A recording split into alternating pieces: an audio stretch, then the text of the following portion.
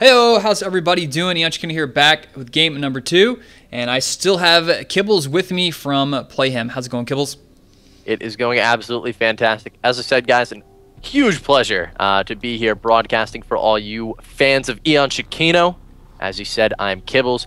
Eon and I go, honestly, at this point, getting to the point of saying way back. At Eon, back when I had first began posting videos on my YouTube, I was running around looking for people to co-cast with and to check out my YouTube channel, and Eon jumped on. He was like, hey man, if you need any additional sources of I thought you were going to say getting pylons. your name out there and awesomeness of pylons. Any additional pylons? any sources of population. But yeah, man, Eon, you've been a huge help to me, so thanks for bringing me on here, man. It's a huge pleasure now coming from Playhim to jump back some into the YouTube scene. I'm really excited to hopefully do some good casting, see some good games here for your fans. Who do we have? We've got, in the bottom right side, we've got Naniwa from Team Quantic. He's going to be our blue Protoss player. On the right side of Shakural's Plateau, his opponent on the opposite side of the map is going to be Liquid Zenio, the newest acquisition for Liquid, our red Zerg player in the top left. Now, how often do you actually commentate for Playhim? Well, at this point, we just redid our schedule, and I'm at 4 days a week right now for him, so you guys can catch me. Most notably, I do a lot of European stuff, but if you guys are in Europe, you can catch me Tuesdays, Thursdays. If you're not, if you're in North America or any other part of the world, Fridays and Saturday evenings, I cast for Playhim TV, and it's a total of about 22 hours a week or so if you were to put it into a tangible number. So a lot of commentating for those guys. I really enjoy it, man. The community, all the fans and everything, they're a great time. So maybe we can even get you on there sometime, man. I'd love to have you on and cast with you. Yeah, it would probably have to be the North American one because usually the European one I'm at work. So I'll just weirdest time of day ever. Yeah, I'll be taking a break from work, checking out Team Liquid. I'm like, oh, EU, let's check out Playhim for a little bit. But I haven't actually seen you commentate any of those. Any times I've jumped in there, so it just may have been just wrong timings. But yeah, I would love to jump in and do some casting for Playhim, do some live stuff.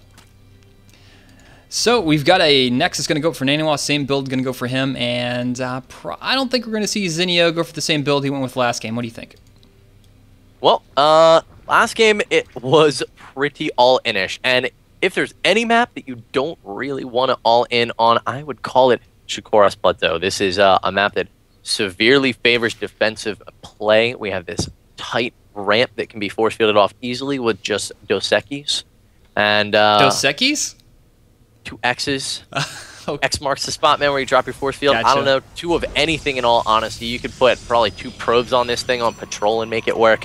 It's very, very easy to block this ramp off. So these Zerglings have no chance whatsoever, really, of getting inside. Naniwa is going to make sure to seal this up tight. Now, I would like to see that probe scout out of him once again. And at the moment, I don't know that I see, is there a probe on the outside? There isn't. He cancels the pylon, actually, which I love this move. He was just using it to prevent scouting Zergling from getting inside. And hopefully we'll see a scouting probe because he does want to make sure if we take a look at his vision, he's seen the hatchery go down, but hatchery cancels. Always a possibility, though. I doubt, as we said, it's what Zenio's played. He's probably not going to go for an all-in-ish sort of strategy as it is Shakural's. But what do you think we will see out of him? There are a lot of options on this map. Yeah, you can easily throw up a quick third. And that may be where exactly Naniwa is going to right now. If you can scout out that quick third, that's going to be definitely a really good indicator that you're not going to get all in. Seeing a third base is kind of like, probably not. It would be a fantastic gesture, though, out of Zenio if he shows this third. And then cancels both? It, and then, actually cancels the natural and goes for a insane roach all-in. Speaking of... It'd be the sickest metagame ever. Yeah. But speaking of that... So, I was commentating a game on this map between Lenok and some Terran player, I think it was, and Lenok did the went for Speedling opening, threw down the expansion, let his opponent see it. It was actually a Protoss player, and then he canceled his expansion, went for an all-in, and then busted down the ramp, on this map. I was like, what?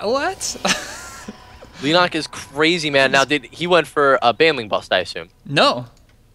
What for? What? Zergling and roaches. Just Zergling. What? Speed Zerglings and roaches, and he won. That is awesome. I was like, how is this working? Lenok, man, he's a monster. I know. Maybe his opponent just figured, all right, this is a really safe map. No one's going to try to all-in me on this map, but sure enough.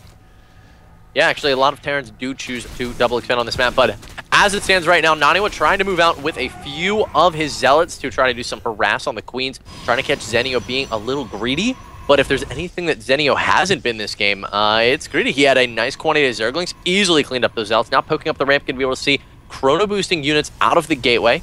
And not out of the cybernetics, where he's not chrono boosting that warp gate. Only starts that right now. He does also see that +1 is researching. So it looks like Naniwa right now, he's got a total of 4 gateways going down. To Zenio, I gotta say, poking up this ramp, I don't know, he sees the 2 cannons. It doesn't look like it's going to be any sort of timing build here, as there's cannons just finishing up.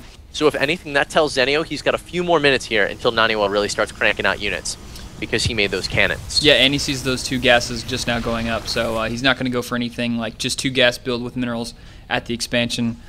Just really mineral-intensive attack like that, maybe a +1 zealot, you know, really heavy warp gate play.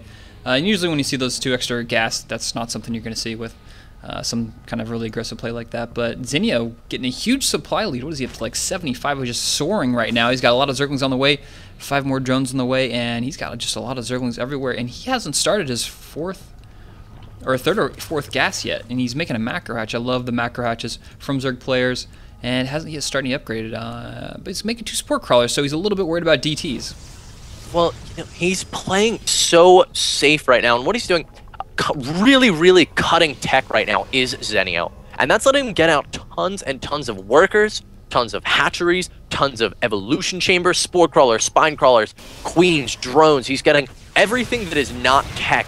He is getting a lot of it.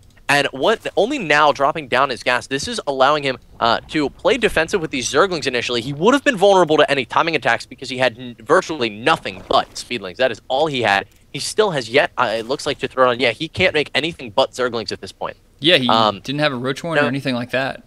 Yeah, so any really quick timing attacks, he would, like a 6-7 gate build, he would have been very vulnerable to. But as you said, he scouted the gases going down. He scouted the cannons, so he knew that wasn't coming.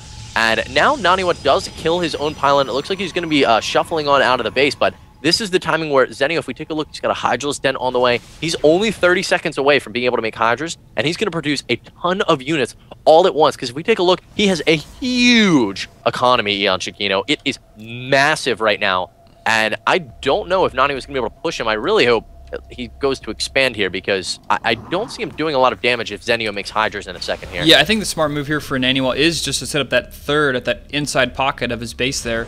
But he looks like he's going to start applying some pressure. He's got that proxy pylon halfway across the map at the Zelnaga Tower, and if he can just run his way up that ramp, throw down some force fields, he can kind of separate himself from the rest of the army.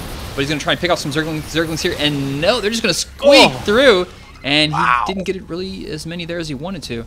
That was mice fleeing from a cat through a mouse hole, my friend. Those Zerglings, they had paws all around them. They were ready to die. They were squeaking and screaming, and they made it out alive. And that's going to make such a difference here. Zenio didn't lose the massive tanky units he's going to rely on here to kill these units with his Hydralisk. And now everything is moving in. These Hydras don't have groove spine, so these force fields going to be extremely effective. Zenio having to pull back with the Zerglings now. And another huge wave of units come in. Naniwa's force field's about to run out. The Zerglings managed to get a pretty good surround here. Naniwa needs to utilize his blink micro. He hasn't done any whatsoever. He hasn't blinked at all. Yeah, he's running out of force fields. He's warping in more Stalkers, but he's got enough. Actually, he doesn't have enough for any force fields, so we have just Stalker with Blink versus Zergling Hydra, and that's not a combination you want to be with on the Stalker side of the game here. This was such a beautiful read, Eon, out of Zenio here, with his poking initially, with his Zerglings, and beautiful timing there, throwing in the Overlord, seeing, okay, I have time to macro more, going into Hydras, expecting a gateway-based timing attack here out of Naniwa with how late those gases were. He knew it wasn't any Colossus tech or anything of that nature, and now he is looking to roll through this army of Naniwa. Naniwa throwing down a single force field, couldn't even get down any more than that. The Zerglings now surrounding a good quantity of Stalkers around the Zelnaga Tower. Pylon goes down. The attack for Naniwa has ceased, and Zenio looking in a fantastic position right now, but Naniwa does have the tech on the way to destroy this army. Yeah, but there's just so many Hydras, so many Zerglings. He's throwing up a Guardian Shield, but with just sheer number of Zerglings and Hydra, he can just bust his way up this ramp. That expansion won't even matter. He's just going to kill this entire Stalker force, and if he doesn't kill it outside the base, he's just going to push his way straight up that ramp with this many units. But no, he's going to fall back and maybe just take out that, make the safe move and take out that 3rd base down there. finally, I saw Naniwa there use his blink. It's just been such a few amount of times, honestly. There hasn't been any individual, even segmented blink micro that to preserve these stalkers, and consequently, he's just lost so many units. And I mean, the play here from Zenio on the other side of things, you know, it's not Naniwa playing poorly as much as it is Zenio getting a great read, making a fantastic unit composition to counter his opponent's army at that moment. And now Colossus are on the way, but I guarantee you, guarantee you that Zenio EonShiKeno is making a transition. He has 15 roaches out on the board, and he's making 5 corruptors. He's looking at a fantastic position here against Naniwa. Yeah, he's already ready for these. He's already got the counter ready and rolling coming up here against Naniwa's play. Naniwa's really far behind at this point. He's gonna have to start slow playing the hell out of Zenio and just hope he makes a lot of mistakes to stay in this game. But we've got Zenio setting up a 4th down there in the bottom part of the map, and he's just going to continue to apply pressure with the Zerglings, Roaches, and even some Overseers up there. Yeah, I mean, now this Roach Hydra-Ling army is just getting out of control in size. If we take a look at the army supply, Zenio 124 to the 70 of Naniwa. Naniwa's upgrade sitting at +0, +2. Zenio has +2 melee and +1 missile attacks for his Roaches and Hydra. So looking to do a lot of DPS here. Also, the Corruptors are now on the field. There are a good number of them. He's got 7 Corruptors, actually, currently with this army. And now moving in for the kill is Zenio. Here come the Corruptors, going to focus fire, take down those. And Colossus so fast. Plenty of Zealots up at the front, absorbing a lot of hits, but there's Hydra in the back, just have such high DPS. The Colossus fall, and those Hydra are still alive. That's not any good news here. And Naniwa doesn't have much to speak of. The supply is over 100 supply difference here for Zenio. There's the GG. Zenio takes game number 2. Yeah, there was nothing for Naniwa to do there. I mean, Zenio read his opponent. He read him well. Naniwa could have made a transition and thrown Zenio off, you know, if he had gone into Colossus immediately. But that's not what his build was designed to do. Those late gases would have left him with a very low Colossus count. And, I mean, he would have countered the Hydras at least, but as it stood, that pure gateway-based army just got demolished by those +1 links with Hydras with groove spines. I mean, yeah, there's no better way to kill a gateway-based army. I think there was a critical timing there where Naniwa could have made his way up to that 3rd and threw down some force field, took out the 3rd, and then blinked out of the back. What Zenio did there was he came with the small amount of Zerglings he had and just forced the force fields. And then, even if he lost those Zerglings, that still would have bought him some time, but he managed to sneak out. So, saving those Zerglings was nice, but it just bought him another 15 seconds. And if he wouldn't have thrown those force fields down, just attack, move through it, waited for the Zerglings to run away, he could have pushed up into that base, force fielded it, killed that base, been on 2-2, and then we would have had a whole different ball game. So, I really like the way Zenio controlled the map there versus Naniwa. It was that actually was the critical moment. You're absolutely right. That's actually a really standard play too. We really could have seen a utilization of Blink there. There were no Hydras whatsoever on the field at that point. There were 8 in production, and yeah, I'm sure you'll be looking over that in the highlights. So great game between these two guys. Now this is a best of 5, as I understand, Mr. EonShiKeno. So we should be moving on to game 3 between Liquid Zenio and Naniwa just after this.